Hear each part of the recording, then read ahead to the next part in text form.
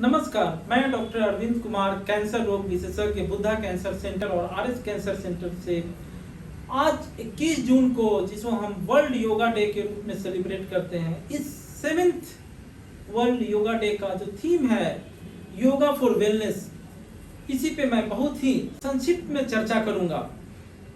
Yoga is a way of life, जो कि हमारे पूर्वजों ने कई हजार साल पहले इजाद किया था।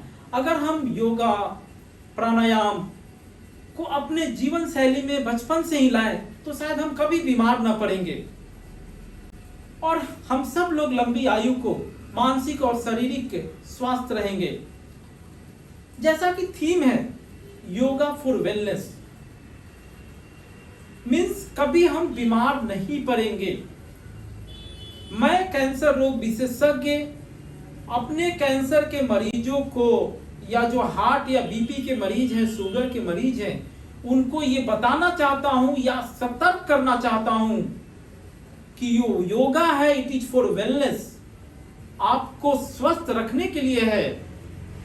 आप इसको तरीके से कीजिएगा तो बीमार नहीं पड़िएगा। लेकिन अगर बीमार पड़ जाते हैं, अगर कैंसर हो जाता है और आप योगा शुरू कीजिएगा, प्राणायाम शुरू कीजिएगा, सोचिएगा कि मेरा कैंसर ठीक हो जाएगा, तो ये नहीं होगा। आप पहली स्टेज को, कैंसर को योगा करते करते चौथी स्टेज में लेके चले जाइएगा। Yoga is for wellness. आपको अगर योगा करते रहिएगा तो शायद जो नॉर्मल लोगों को कैंसर होती है, जितने परसेंटेज होने की चांस है, आपको होने के चांस कम जाएगी बहुत। जो नॉर्मल आदमी को हार्ट अटैक होता है, अगर कोई योगा प्राणायाम करेगा तो उसको हार्ट अटैक का चांस कम जाएगा।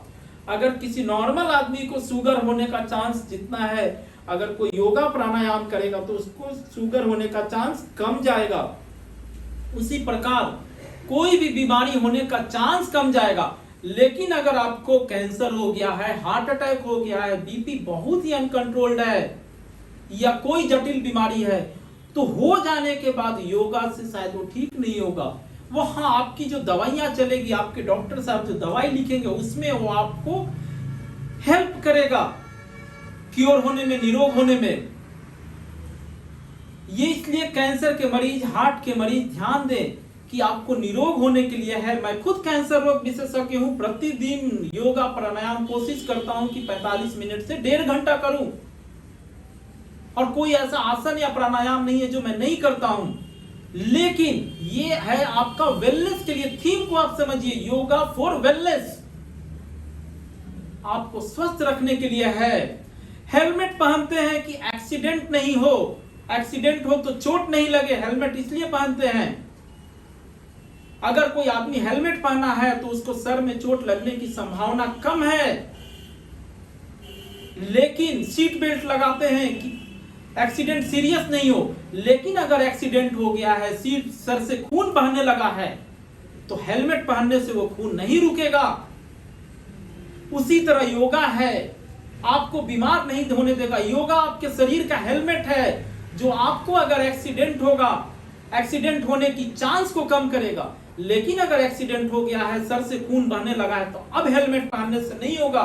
अब आपको चिकित्सक के पास जाना होगा, अपने डॉक्टर के पास जाना होगा। तो इसलिए हमारे कैंसर के रोग मरीज, हार्ट के मरीज ये चीज ध्यान दें कि ये आपको निरोग रखने के लिए, ये आपका हेलमेट है जो आपको बीमार नहीं पड़ने देगा। अगर आप बीमार पड़ गए हैं तो अपनी दवाइयों को सही समय पे लें, जो डॉक्टर बोल रहे हैं उनको सही से उसका पालन करें। फिर से थीम को मैं दोहराता हूं कि योगा इज फॉर वेलनेस, हमें स्वस्थ रखने के लिए है, ना कि अगर हम बहुत सीरियस बीमार हो जाएं और योगा करते रहें तो हम ठीक हो जाएंगे। ऐसा कदापि नहीं होगा।